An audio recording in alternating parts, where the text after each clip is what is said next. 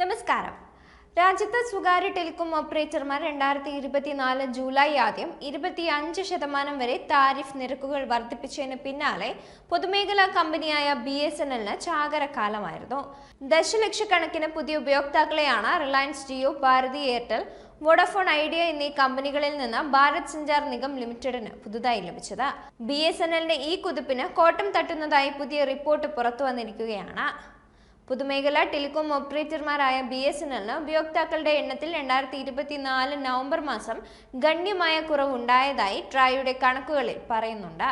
0.46 ദശലക്ഷം മാത്രം പുതിയ ഉപയോക്താക്കളെ കഴിഞ്ഞ നവംബറിൽ BSNLന് ലഭിച്ചപ്പോൾ 0.46 ദശലക്ഷം മാത്രം പുതിയ ഉപയോക്താക്കളെ കഴിഞ്ഞ നവംബറിൽ BSNLന് ലഭിച്ചപ്പോൾ 0.87 ദശലക്ഷം ഉപയോക്താക്കളെ നഷ്ടമായെന്നാണ് പുതിയ കണക്ക്.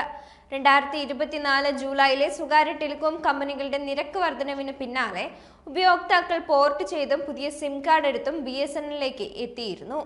എന്നാൽ അവർ പ്രതീക്ഷിച്ച സേവനം നൽകാൻ BSNLന് കഴിയാതെ പോയതാണ് ഉപയോക്താക്കളെ ചൊടിപ്പിക്കുന്നത് എന്നാണ് സൂചന. 4G വിന്യാസം പുരോഗമിക്കുകയാണെങ്കിലും BSNL നെറ്റ്വർക്കിനെ കുറിച്ച് വ്യാപക പരാതികൾ ദേശീയ വ്യാപകമായി ഉപയോക്താക്കൾക്കുണ്ട്.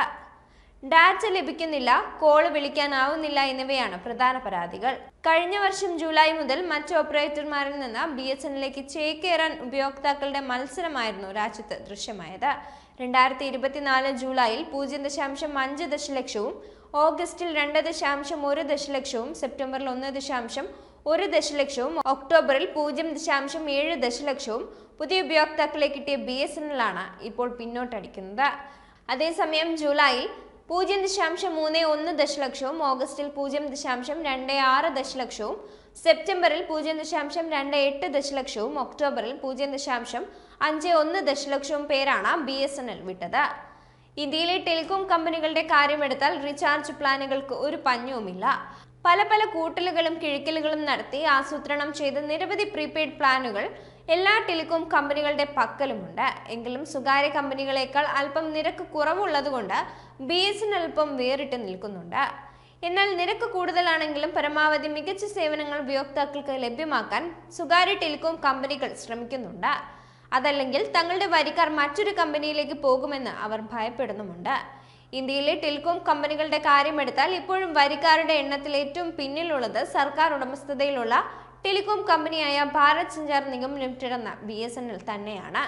അതിനു കാരണവും ശക്തമായ നെറ്റ്വർക്കിന്റെ അഭാവം BSNLനുണ്ട് എന്നതാണ്.